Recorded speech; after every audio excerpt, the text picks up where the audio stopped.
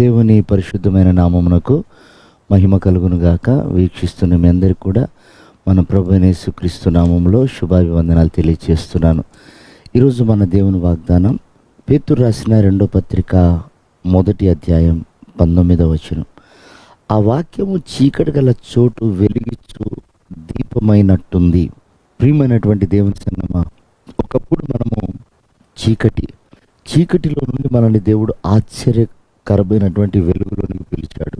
వెలుగుంది కానీ ఆశ్చర్యకరమైన వెలుగు అన్నాడు. ఆ వెలుగు మనకు ఎలా తెలుస్తుందంటే దేవుని యొక్క వాక్యాన్ని బట్టి.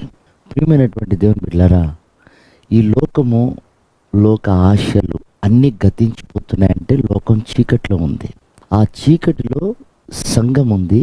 ఆ సంఘమే ఆశ్చర్యకరమైన వెలుగు. సంఘములో నుండి ఆశ్చర్యకరమైన వెలుగు ప్రవేశిస్తుంది. అనగా లోకములో న్యాయం ఉంది, లోకములో సత్యం ఉంది, కానీ సర్వసత్యం లోకానికి తెలియదు. అది దేవుడు మన ద్వారా బయలుపరచాలని ఇష్టపడుతున్నాడు. కనుక వాక్యము అయితే మనం అంగీకరిస్తాము, ఆ వాక్యం మనకు త్రోవను చూపిస్తుంది. చూడండి, దావీదు నేను వెలుగులోనే ఉన్నాను అన్నాడు. అతడి చీకట్లో ఉన్నాడు, నడుస్తున్నాడు, నెమ్మది లేదు. యుద్ధానికి వెళ్తున్నాడు, నెమ్మది లేదు. పడుకుంటున్నాడు, నెమ్మది లేదు. కారణం ఏంటంటే తను చీకట్లో ఉండి నేను వెలుగులో ఉన్నాను అనుకుంటున్నాడు. ఎప్పుడైతే ఈ వాక్యాన్ని స్వీకరించాడో, వాక్యాన్ని అంగీకరించాడో, అతడు అన్న మాట ఏమిటంటే ఆశ్చర్యకరమైన సంగతులను గ్రహించినట్లుగా నీ వాక్యం నా కన్నులు తెరిచింది అన్నాడు, అన్నాడు. కనుక ప్రియమైనటువంటి వారలారా, వాక్యం చదువుతున్నప్పుడు, వాక్యాన్ని ధ్యానిస్తున్నప్పుడు మన మనోనేత్రాలు వెలిగింపబడతాయి.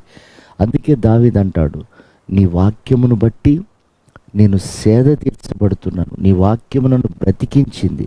నీ వాక్యము నా పాదములకు దీపమై త్రోవకు వెలుగై నన్ను నడిపిస్తుంది అన్నాడు.